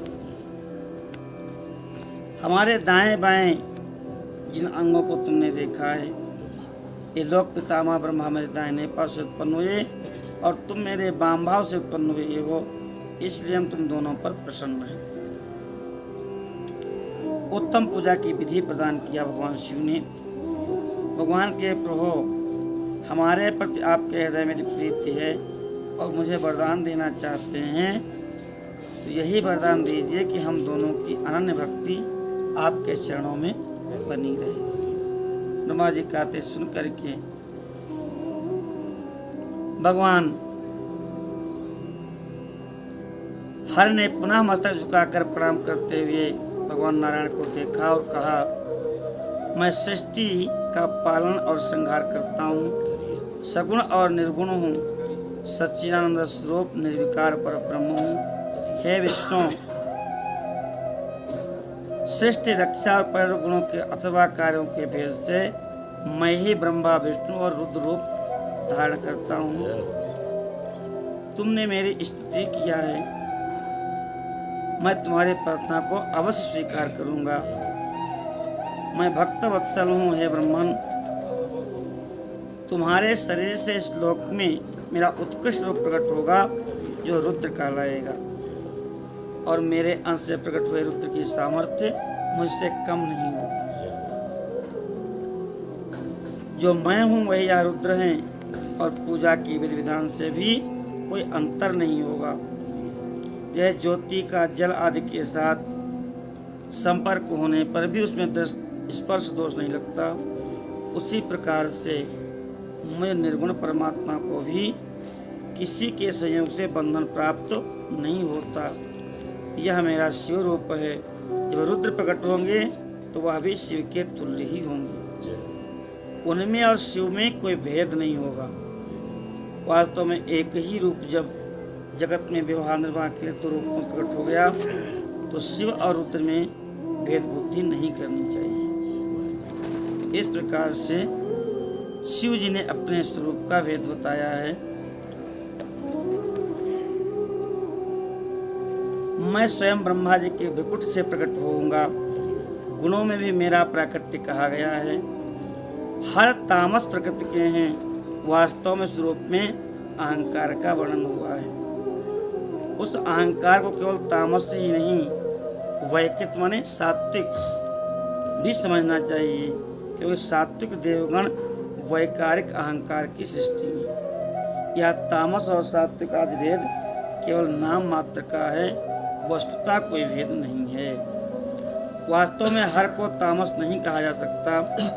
हे ब्रह्मन, इस कारण से मैं तुम्हें ऐसा कहना चाहिए, तुम तो सृष्टि के निर्माता बनो और श्री हरि इसका पालन करें। मेरे अंश से जो रुद्र प्रकट होंगे वे इसका प्रलय करने वाले होंगे, और जो उमा नाम से विख्यात मेरी प्रकृति हैं, शक्ति हैं, इन्हीं की शक्तिभूता वाग्देवी ब्रह्मा जी का सेवन करेंगी, और इन्हीं से दूसरी शक्ति प्रकट होंगी जो लक्ष्मी रूप में भगवान विष्णु का आश्रय लेंगी। पुनः इन्हीं से काली नाम की तीसरी शक्ति प्रकट होंगी, वह मेरे अंशभूत रुद्रदेव को प्राप्त होंगी। वे कार्य की सिद्धि के लिए यहाँ ज्योति रूप से प्रकट होंगी। इस प्रकार से देवी की शुभ स्वरूपा पराशक्तियों का परिचय दिया। उनका क्रमशः कार्य सृष्टि का पालन और संहार है। हे सुरश्रेष्ठ, ये मेरी प्रिया प्रकृति उमा की ही अंशभूता हैं। हे हरि, तुम लक्ष्मी का सहारा लेकर कार्य करो। ब्रह्मन, तुम अंशभूता वाग्देवी को पाकर मेरी आज्ञा के अनुसार सृष्टि कार्य का संचालन करो, और मैं अपनी प्रिया की अंशभूता परात्परा काली का आश्रय लेकर के रुद्र रूप से प्रलय संबंधी कार्य करूंगा। तुम सब लोग अवश्य संपूर्ण आश्रमों, चारों वर्णों से परे लोक की सृष्टि की रक्षा करके सुख पाओगे। अब मेरी आज्ञा पा करके सारे जगत के लिए तुम मुक्तिदाता बनो। मेरा दर्शन करने पर जो फल प्राप्त होता है वही फल तुम्हारे दर्शन करने पर भी प्राप्त होगा। यह बात सत्य है, इसमें कोई दोष नहीं है। मेरे हृदय में विष्णु है और विष्णु के हृदय में मैं हूँ। जो इन दोनों में अंतर नहीं समझता है वही मुझे प्राप्त कर सकता है और वही मुझे प्रिय है। ममैव हृदय विष्णोश्च हृदय हम उभयोरंतरम यो वै न जानाति मतो मम। जो दोनों के अंतर को नहीं समझता, मैं दोनों के अंतर नहीं मानता है, वही मुझे प्राप्त कर सकता है। इस प्रकार से भगवान को शिव जी ने बताया है। हे विष्णु, तुम मेरी आज्ञा से सृष्टिकर्ता पितामह को प्रसन्नतापूर्वक पालन करो। ऐसा करने से तीनों लोकों में पूजनीय होगी। लोग काशी विश्वनाथ भगवान की परमेश्वर शिव कहने लगे, हे हरे हे विष्णु, तुम मेरी आज्ञा सुनो। मेरी आज्ञा से तुम सृष्टि का पालन करोगे तो तीनों लोकों में तुम पूजनीय हो जाओगे। ब्रह्मा जी के द्वारा सृष्टि में जब कोई दुख या संकट आवे तो उसके नाश के लिए आप तत्पर रहना। तुम्हारे संपूर्ण कार्यों में मैं तुम्हारी सहायता करूंगा। जो दुर्जय और अत्यंत दुरूह शत्रु होंगे उन सबका मैं नाश करूंगा। तुम नाना प्रकार के अवतार धारण करके लोक में उत्तम कीर्ति का विस्तार करो। तुम रुद्र के ध्येय हो, रुद्र तुम्हारे ध्येय हैं। माने आप रुद्र का ध्यान करते हो और रुद्र आपका ध्यान करते हो। तुम में रुद्र में कुछ अंतर नहीं है। रुद्र ध्येयो भवांश्चैव भवद्धेयो हरस्तथा युवयोरन्तरं नैव तव रुद्रस्य किंचन। जो मनुष्य रुद्र का भक्त होकर तुम्हारी निंदा करेगा उसका सारा पुण्य तत्काल भस्म हो जाएगा। हे पुरुषोत्तम नारायण, तुमसे द्वेष करने के कारण मेरी आज्ञा से जो उसको नरक में गिरना पड़ेगा, यह बात सत्य है, इसमें संशय नहीं है। रुद्र भक्तो नरो यस्तु तव निंदाम करिष्यति तस्य पुण्यम च निखिलम द्रुतम भस्म भविष्यति। जो मेरा भक्त तुम्हारी निंदा करेगा वह नरक में जाएगा और भस्म हो जाएगा। ऐसा कह करके भगवान शिव ने मेरा हाथ पकड़ लिया और विष्णु को सौंप कर उनसे कहा, तुम संकट के संसाधन की सहायता करते रहना। इन सबके अध्यक्ष होकर सभी को भोग और मोक्ष प्रदान करना। मैंने भगवान शिव ने ब्रह्मा जी को विष्णु जी के हाथ में सौंप दिया। ब्रह्मा जी का देवर्षि भगवान शिव का वचन सुनकर मेरे साथ भगवान विष्णु ने सबको भस्म करने वाले भगवान विश्वनाथ को प्रणाम करके मंद स्वर में कहा, है करुणा सिंधु जगन्नाथ शंकर, मैं आपकी आज्ञा के अधीन रहकर यह सब कुछ करूँगा। स्वामिन, जो मेरा भक्त होकर आपकी निंदा करे उसे आप निश्चय ही नरकवास प्रदान करें। जो आपका भक्त है वह मुझे अत्यंत प्रिय है। जो ऐसा जानता है उसके लिए मोक्ष दुर्लभ नहीं है। त्वां यः समासितो नूनम मामेव सा समासिता। जिसने आपका आश्रय ले लिया निश्चय ही उसने मेरा भी आश्रय ले लिया। अंतरम यश्च जानाति निरये पतति ध्रुवम् मम भक्तश्च यः स्वामिन् तव निंदाम करिष्यति तस्य वै निरये वासम प्रयच्छ नियतम ध्रुवम। मेरा भक्त होकर जो आपकी निंदा करे उसको आप नरक प्रदान करना। तो संत भगवान की श्री हरि का एक कथन सुनकर के भगवान हरि ने उनका अनुमोदन किया। इसके बाद भक्त वत्सल भगवान शिव कृपा पूर्वक हमारे को देख करके हम दोनों के देखते देखते हुए अंतर ध्यान हो गए और तभी से उस ज्योतिर्मय लिंग का पूजन विधान चालू हो गया। लिंग में प्रतिष्ठित भगवान शिव भोग और मोक्ष दोनों को देने वाले हैं। शिवलिंग की जो वेदी या अर्घा है वह महादेवी का स्वरूप है और वह ज्योतिर्लिंग साक्षात महेश्वर का लय का अधिष्ठान होने के कारण भगवान शिव को लिंग कहा गया है। लीनम अर्थम गमयतीति लिंगम। हे महामुने, जो शिवलिंग के समीप कोई कार्य करता है उसका अनंत पुण्य फल होता है जिसका वर्णन करने की शक्ति में नहीं है। ये ब्रह्मा जी नारद जी से बात। बोलो विश्वनाथ भगवान की। इस प्रकार से ऋषि बोले, हे व्यासशिष्य सूत जी, आपको बारंबार प्रणाम है। ब्रह्मा और नारद जी के संवाद से आपने हमको अद्भुत ज्ञान दिया।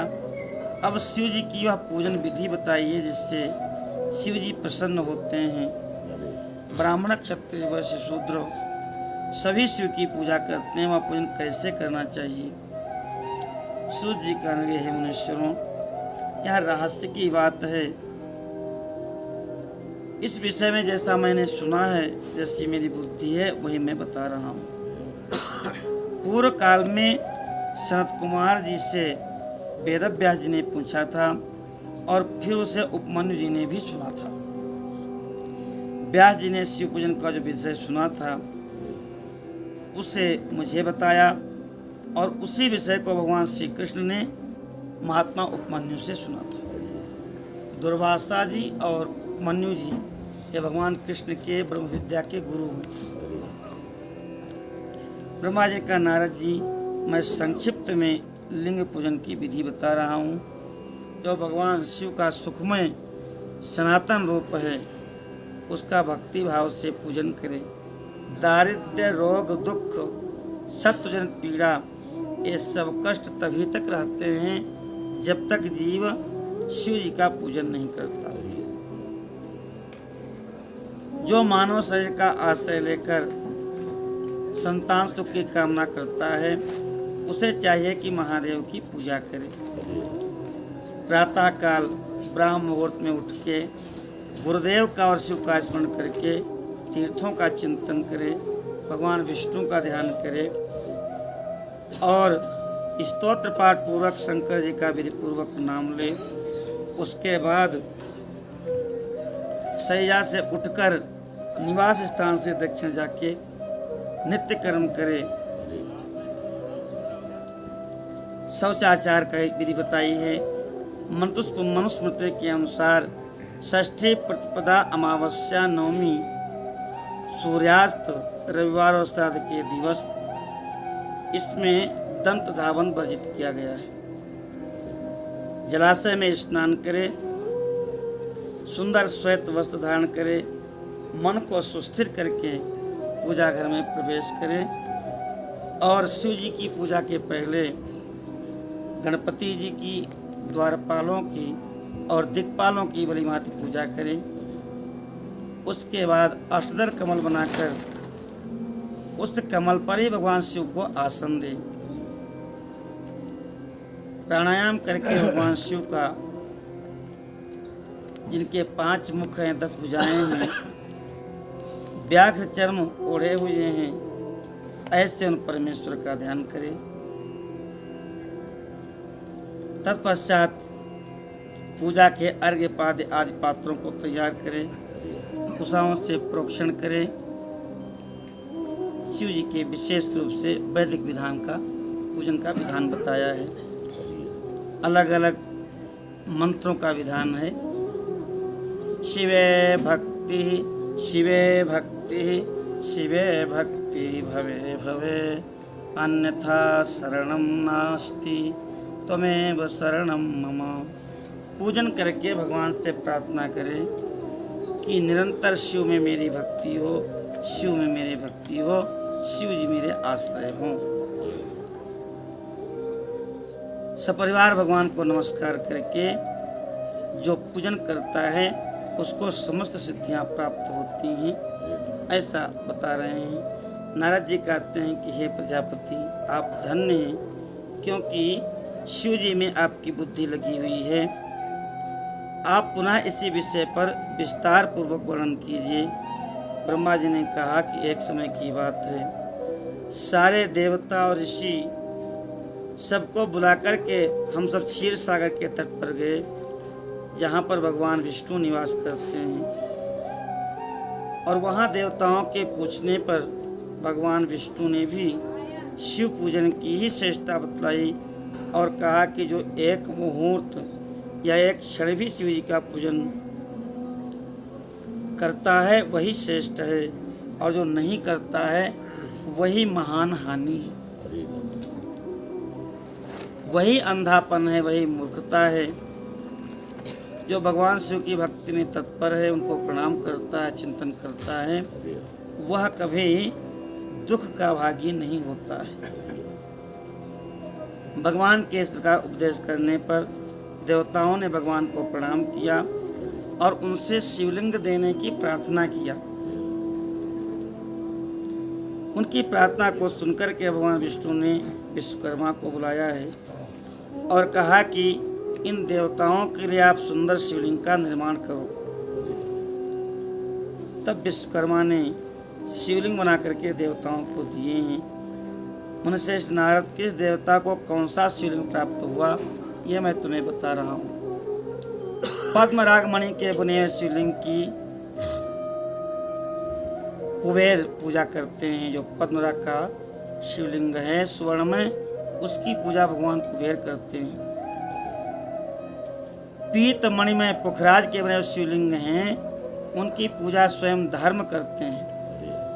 भगवान विष्णु इंद्रनील में शिवलिंग की पूजा करते हैं और अम्बा हेम में शिवलिंग की पूजा करते हैं। हे ऋषियों, विश्व देवागण चांदी के शिवलिंग की, वसुगण पीतल के शिवलिंग की और दोनों अश्विनी कुमार पार्थिव लिंग की पूजा करते हैं।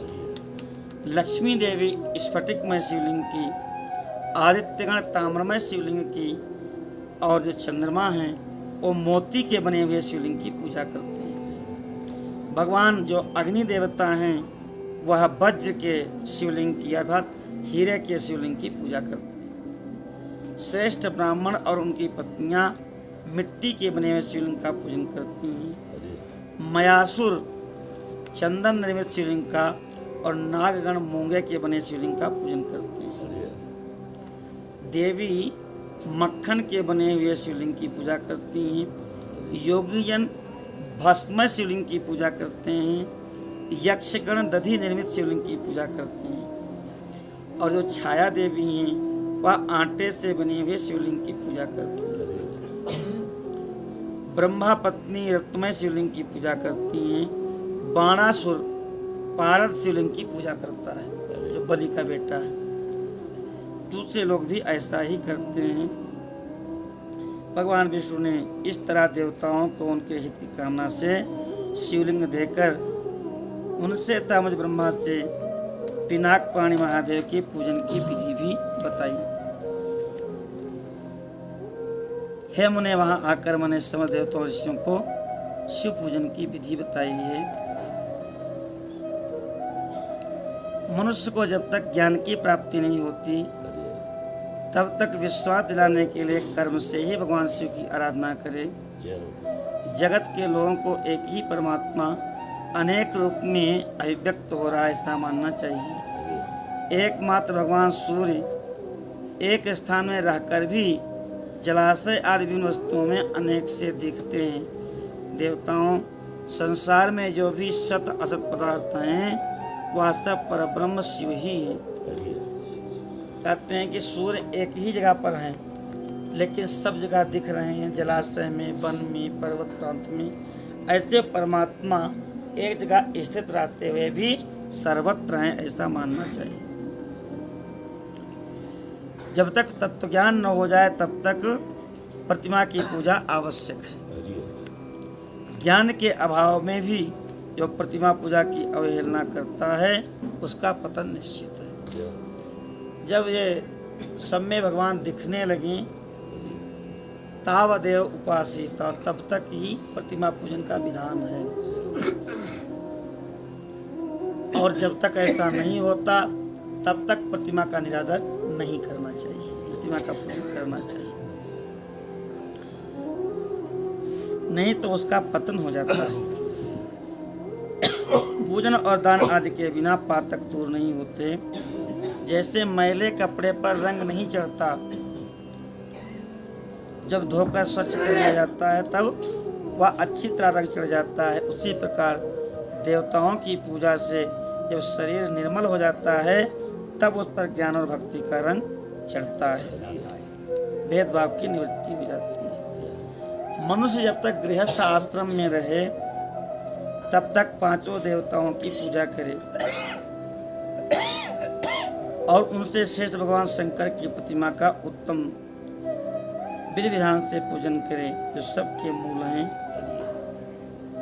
क्योंकि मूल के सींचे जाने पर शाखा स्थानीय अपने आप तृप्त हो जाते हैं।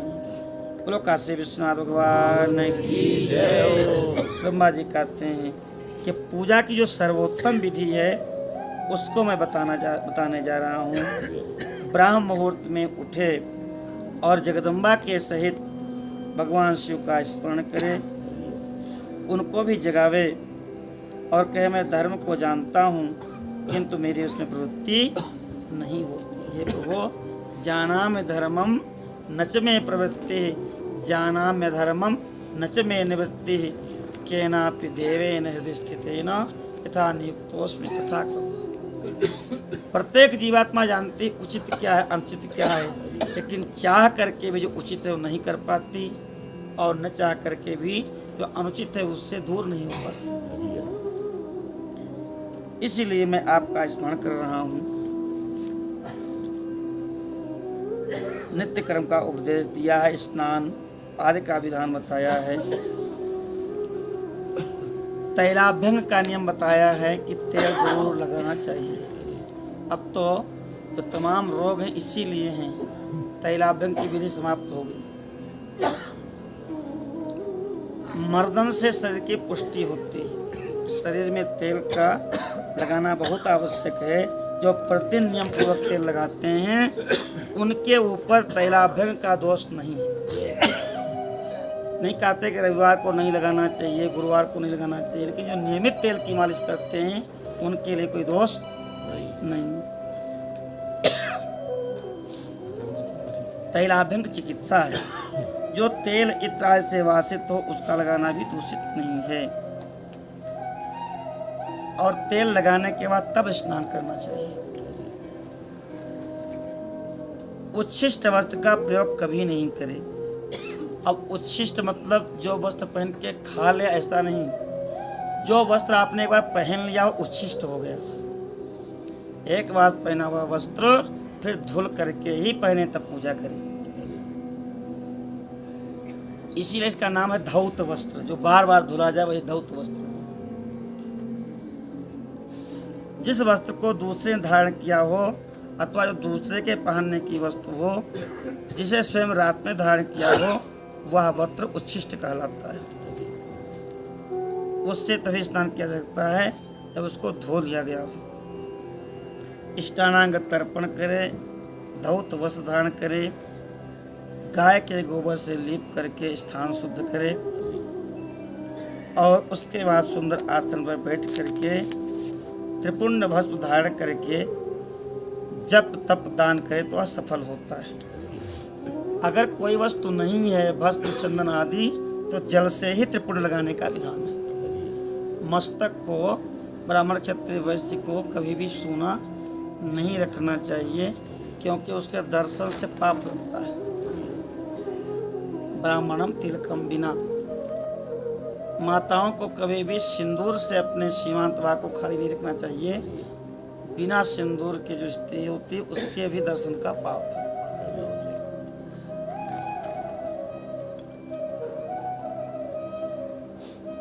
इस प्रकार से शिव की पूजा के लिए अन्न जल रखे, पूजन सामग्री संग्रह करके धैर्य पूर्वक बैठे और फिर गुरु का स्मरण कर करके पूजन करें। सबसे पहले गणपति का पूजन करें। लक्ष्य और लाभ से गणपति का पूजन करके उनके नाम के आदमी नमः जोड़ करके गणपतये नमः, लक्ष्य लाभ युताय नमः, सिद्धि बुद्धि सहिताय गणपतये नमः ऐसे प्रार्थना करें। तत्पश्चात द्वार पर खड़े द्वारपाल का पूजन करें। सती साध्वी उमा की पूजा करें और यथासंभव फिर अंत में शिव का पूजन करें। आवाहन का विधान बताया है भगवान के। कैलाश शिखरस्तम च पार्वती पतिमुत्तमम। शिव के ध्यान की विधि चतुर्थंत शिवाय नमः शंकराय नमः कहा करके नाम मंत्रों से पूजन करें, वेद मंत्रों से पूजन करें और फिर भगवान को अनेक द्रव्यों से स्नान करावे। वेद मंत्रों और षडंग शिव के 11 मंत्रों द्वारा जलधारा चढ़ाकर वस्त्र से शिवलिंग को विधिवत पूछे, आचमान जल दे अनेक मंत्रों से तिल जौ गेहूँ मूंग उड़द आदि धान्य अर्पित करे, पुष्प चढ़ावे। पुष्पों में शतपत्र, शंख पुष्प, कुश पुष्प, धतूर, मंदार, तुलसी दल, बिलपत्र पराभक्ति के साथ भगवान को अर्पित करें। सभी वस्तुओं का अभाव हो तो केवल बिल्वपत्र से भी भगवान का पूजन किया जाए तो भगवान को स्वीकार होता है और शिव की पूजा सफल होती है। बिल्वपत्र भगवान को अत्यंत प्रिय है। घी से युक्त भगवान को दीपक प्रदान करें। सबके मंत्र बताए गए हैं। अनेक प्रकार के पुष्पों से, अन्नों से, जलादि की धाराओं से भगवान की पूजा का विधान बताया है। ब्रह्मा जी कहते हैं कि जो लक्ष्मी प्राप्ति की इच्छा रखता हो वह कमल से, बिल्वपत्र से, शंख पुष्प से भगवान की पूजा करे। यदि 1 लाख की संख्या में पुष्पों द्वारा भगवान की पूजा संपन्न हो जाए तो अवश्य लक्ष्मी की प्राप्ति होती है। लक्ष्य कमल से भगवान का पूजन करें या बिल्वपत्र से पूजन करें। प्राचीन पुरुषों ने 20 कमलों का एक प्रस्थ बताया है। 1000 बिल्वपत्रों को भी एक प्रस्थ कहा गया है। 1000 शतपत्र से आधे प्रस्थ की परिभाषा दी गई है। मृत्युंजय मंत्र का 5 लाख जब पूरा हो जाता है तब भगवान शिव प्रत्यक्ष दर्शन देने लगते हैं। 1 लाख के जप से शरीर की शुद्धि हो जाती है। 2 लाख के जप से पूर्व जन्म का स्मरण होने लगता है। 3 लाख जप पूर्ण होने पर संपूर्ण वस्तुएं अपने आप प्राप्त होने लगती हैं। आपने इच्छा किया 2-4 घंटे में या एक बार में कहीं न कहीं से उस वस्तु की व्यवस्था हो जाती है। और 4 लाख जब पूर्ण होने पर स्वप्न में भगवान का दर्शन होता है। 5वें लाख का जब ज्यों ही पूर्ण होता है भगवान शिव अपने उपासक के सामने प्रकट हो जाते हैं। इसी प्रकार 10 लाख मृत्युंजय जब पूर्ण हो जाए तो संपूर्ण फल की सिद्धि होती है। मुनि श्रेष्ठ सर्वत्र लाख की ही संख्या समझनी चाहिए। आयु की इच्छा वाला पुरुष 1 लाख दूर्वाओं से भगवान का पूजन करे। जे पुत्र की इच्छा हो वह धतूरे के 1 लाख फलों से भगवान की पूजा करे। अगस्त के पुष्प से 1 लाख पूजा करने पर महान यश की प्राप्ति होती है। ये तुलसी दल से भगवान शिव की पूजा करे तो भोग और मोक्ष दोनों प्राप्त होते हैं। लाल और सफेद अर्क, अपामार्ग और श्वेत कमल के 1 लाख पूजन करने से भी भोग मोक्ष की प्राप्ति होती है। 1 लाख बिल्वपत्र चढ़ाने पर मनुष्य अपनी सारी काम्य वस्तुएं प्राप्त कर लेता है। हर श्रृंगार के फूलों से पूजा करने पर सुख संपत्ति की वृद्धि होती है। राई के फूल शत्रुओं को मृत्यु प्रदान करने वाले होते हैं। अगर कोई शत्रु अनायासी आपको सता रहा है तो राई के, सरसों के पुष्प से पूजन करने पर उसका विनाश होता है। विप्रवर, महादेव जी के ऊपर चावल चढ़ाने से, अक्षत चढ़ाने से मनुष्यों की लक्ष्मी बढ़ती है, लेकिन चावल अखंडित होने चाहिए।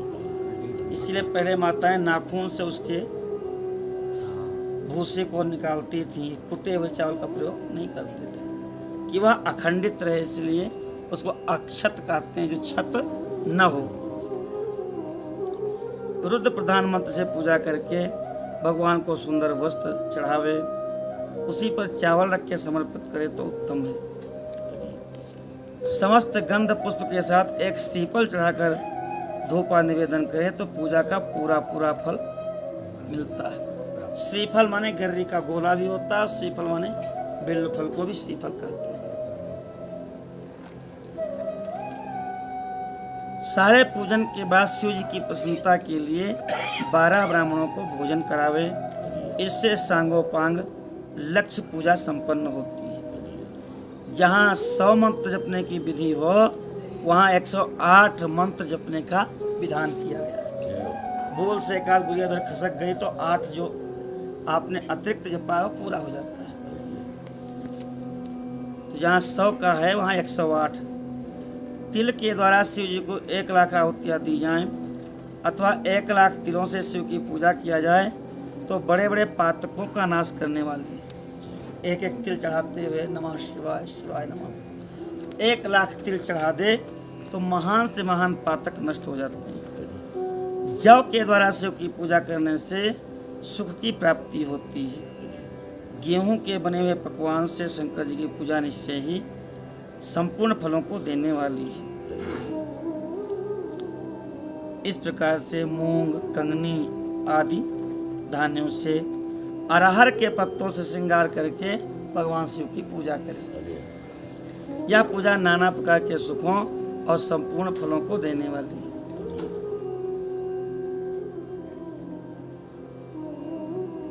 भक्ति भाव से विधिपूर्वक शिव की पूजा करके भक्तों को पीछे जलधारा समर्पित करनी चाहिए।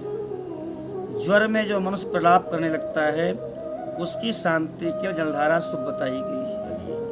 कोई ज्वर से त्रस्त है तो जलधारा से भगवान शिव का अभिषेक करे तो ज्वर ठीक हो जाता है। शतरुद्री के मंत्र से, रुद्री के 11 पाठों से, रुद्र मंत्र के जप से, पुरुष सूक्त से और शिव के नाम में प्रणव और अंत में नमः लगा करके जलधारा करने से भी सुख शांति की प्राप्ति होती है।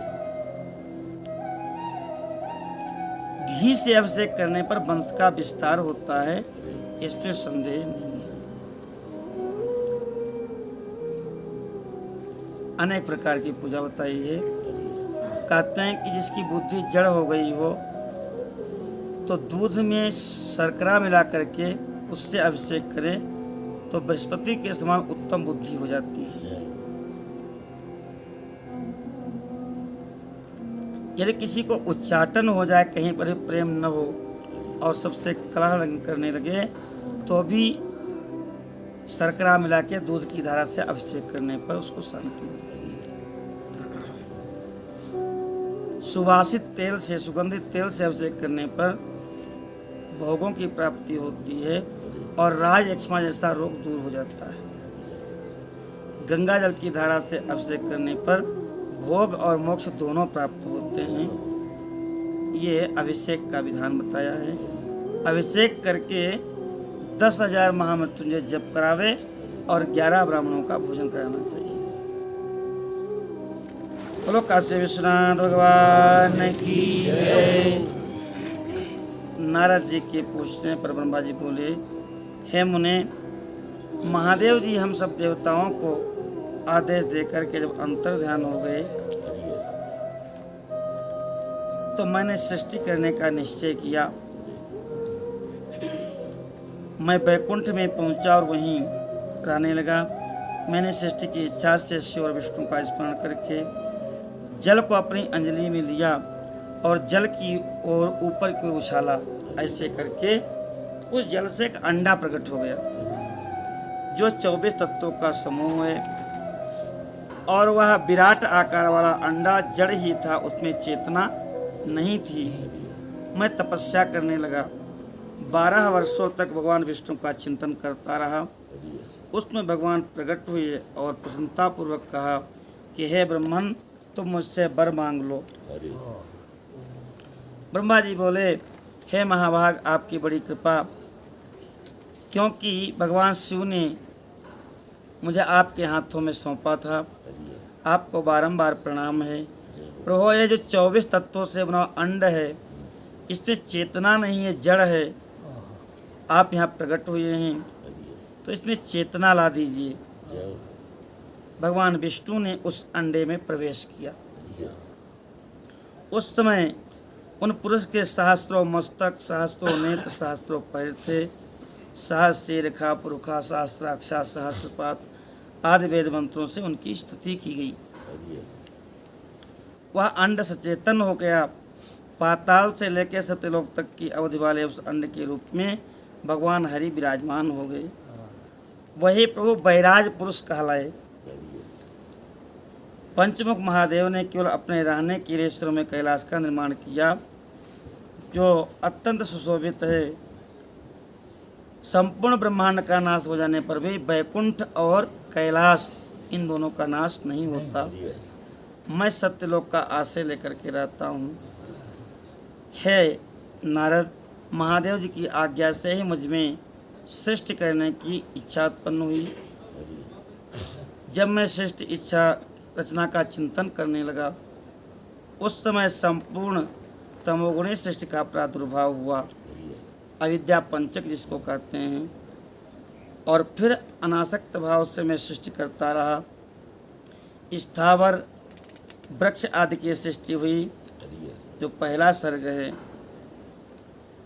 फिर दूसरा सर्ग प्रकट हुआ, जो तिर्यक श्रोता था, वह भी पुरुषार्थ का साधक नहीं था। तीसरा सात्विक सर्ग प्रकट हुआ, जो ऊर्ध्व श्रोता था, यह देवसर्ग नाम से विख्यात था। देवसर्ग सत्यवादी और सुखदायक है। फिर हमने अन्य सृष्टि के लिए शिव जी का चिंतन आरंभ किया। रजोगुणी सृष्टि का प्रादुर्भाव हुआ, जिसको अरवाक श्रोता कहा गया है। इस सर्ग के प्राणी मनुष्य हैं, जो पुरुषार्थ साधन के लिए अधिकारी हैं। महादेव जी की आज्ञा से भूत आदि की सृष्टि हुई। मैंने 5 तरह के वैकृत सृष्टि का वर्णन किया। 3 प्राकृत सर्ग हैं, जो मुझ की ब्रह्मा के सानिध्य से प्रकट हुई। पहला महत्तत्व सर्ग है, दूसरा सूक्ष्म भूतों का तन्मात्राओं का सर्ग है, तीसरा वैकारिक सर्ग है। ये 3 प्राकृत सर्ग हैं। प्राकृत और वैकृत दोनों प्रकार के सर्गों को मिला करके 8 प्रकार की सृष्टि है। 9वां कौमार सर्ग है, जो प्राकृत और वैकृत दोनों है। इनके अवान्तर भेद बहुत हैं, उनका वर्णन नहीं किया जा सकता। इसमें जो कौमार सर्ग है, उसी में श्री सनक, श्री सनंदन, श्री सनातन और श्री सनत कुमार, इनकी सृष्टि हुई है। ये चारों मेरे मानस पुत्र हैं, जो मेरे ही समान हैं, ब्रह्मा जी के ही समान हैं। सनत कुमारो वो तो कामदेवा। सनकादिक ऋषि का नाम लेने मात्र से काम पीड़ा की शांति हो जाती है। महान वैराग्य से संपन्न उत्तम व्रत का पालन करने वाले हैं।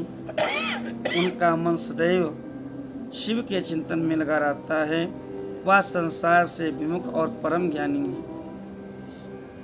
हे मुनिश्रेष्ठ नारद, सनकादिक कुमारों के दिए हुए उत्तर को सुनकर मैंने क्रोध प्रकट किया। सृष्टि के लिए कहा सनकादिक ऋषियों को ब्रह्मा जी ने। तो सनकादिक ऋषियों ने कहा कि हम तो भगवान का भजन करेंगे।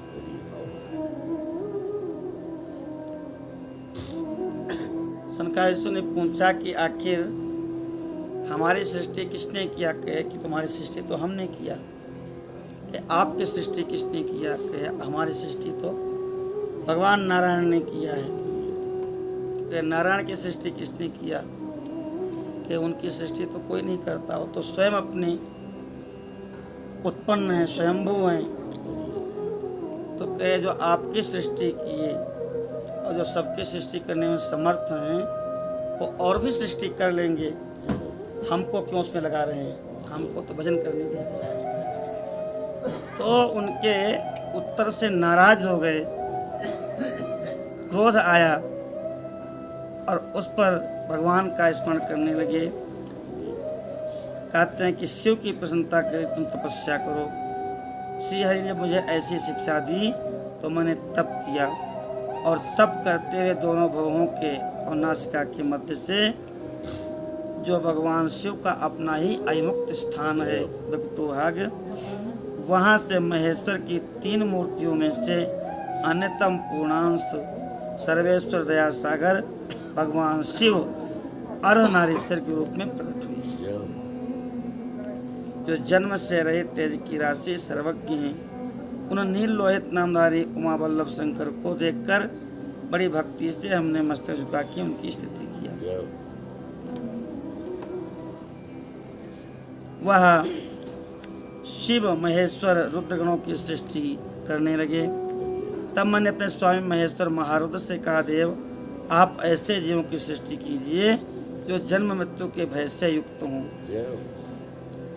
यह सुनकर के शिव जी हंस पड़े और कहने लगे कि हे विधाता, मैं जन्म और मृत्यु के भय से युक्त जीवों की सृष्टि नहीं कर सकता, क्योंकि वह कर्मों के अधीन होकर के दुख के समुद्र में डूबे रहेंगे। मैं तो दुख में डूबे हुए जीवों का उद्धार करूंगा। गुरु का स्वरूप धारण करके उत्तम ज्ञान का प्रदान कर उन सबको संसार से पार करूंगा।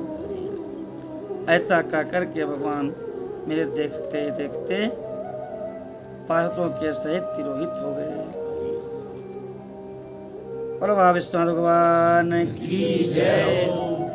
ब्रह्मा जी कहते हैं कि हे नारद जी, हमने ही पंच महाभूतों से पंचीकरण प्रक्रिया से स्थूल आकाश, वायु, अग्नि, जल, पृथ्वी की सृष्टि की, पर्वत समुद्रों को उत्पन्न किया, कला से लेकर युग पर्यंत काल विभाग किया, उत्पत्ति विनाश वाले सभी पदार्थों का निर्माण किया, लेकिन मुझे संतोष नहीं हुआ।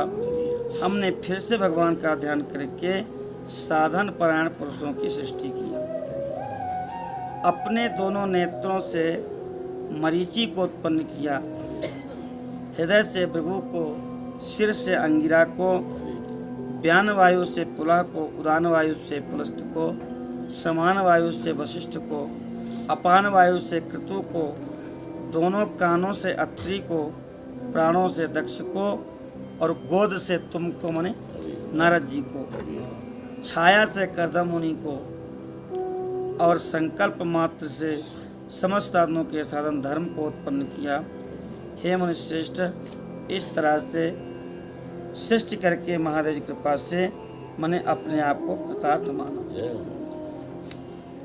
धर्म मेरी आज्ञा से मानव रूप धारण करके साधकों की प्रेरणा से साधन में लग गए। इसके बाद मैंने देवता, असुर आदि असंख्य पुत्रों को सृष्टि करके उनको अनेक शरीर प्रदान किए।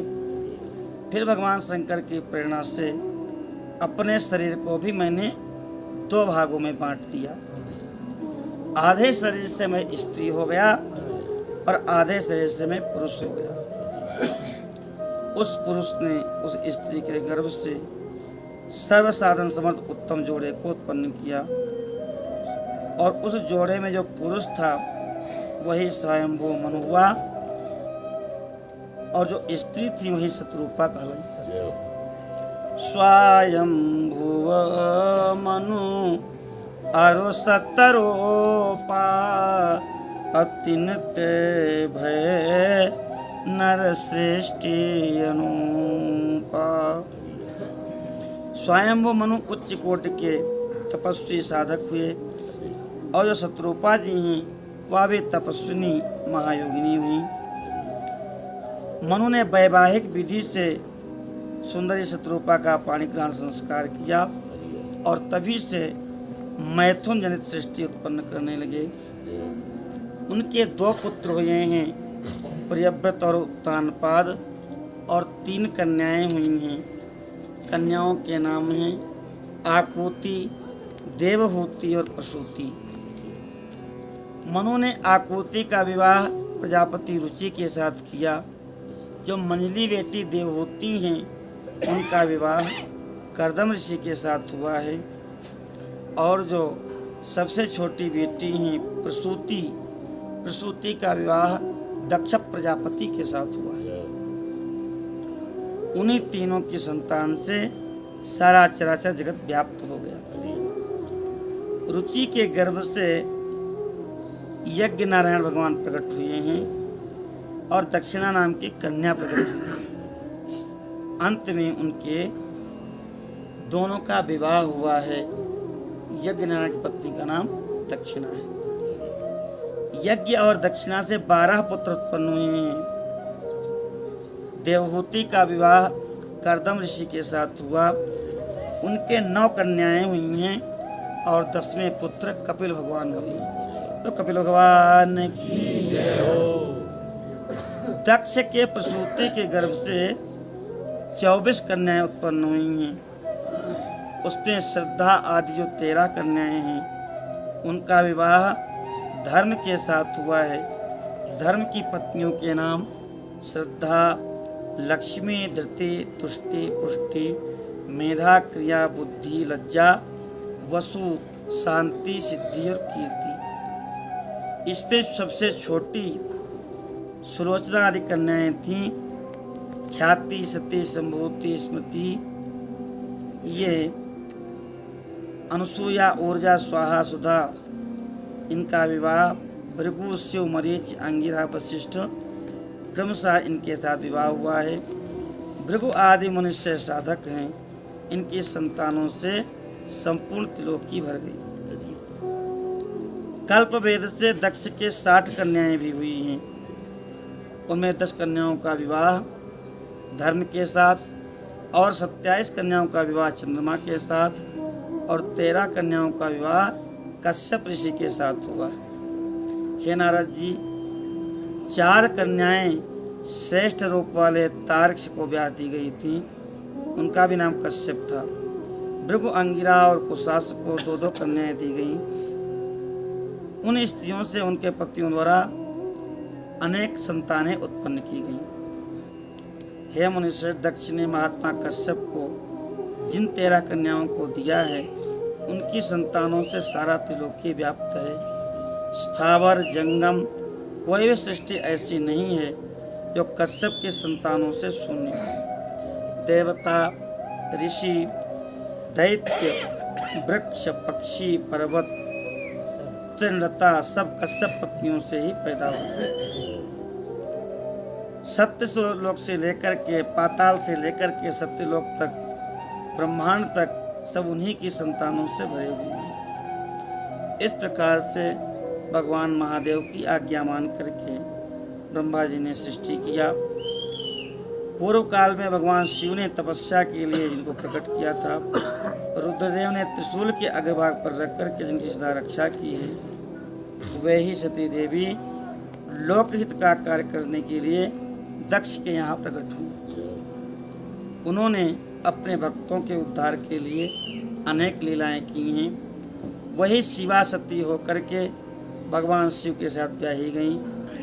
लेकिन पिता के यज्ञ में जब देखा कि शिव जी का अपमान हो रहा है, तो उन्होंने अपने शरीर का त्याग कर दिया और फिर उसे ग्रहण नहीं किया। फिर हिमाचल की यहाँ पार्वती के रूप में प्रकट हुई और तपस्या करके फिर उन्होंने सद्गुरुदेव भगवान की मुनीश्वर। इस जगत में उनके अनेक नाम हैं। कालिका, चंडिका, भद्रा, चामुंडा, विजया, भद्रकाली, दुर्गा, अम्बा, मृडानी, सर्वमंगला आदि नाम हैं। वह भगवती मोक्ष और भोग दोनों को देने वाली हैं। इस प्रकार से सृष्टि के क्रम का हमने वर्णन किया। ब्रह्मांड का यह सारा भाग भगवान शिव की आज्ञा से मेरे द्वारा रचा गया है। मैं, विष्णु और रुद्र, ये 3 देवता उन्हीं सदाशिव के रूप हैं। वे मनोरम शिवलोक में शिवा के साथ विहार करते हैं। वह भगवान शिव सगुण भी हैं और निर्गुण भी हैं। बोलो आदि केदारेश्वर महादेव की, सद्गुरुदेव भगवान की।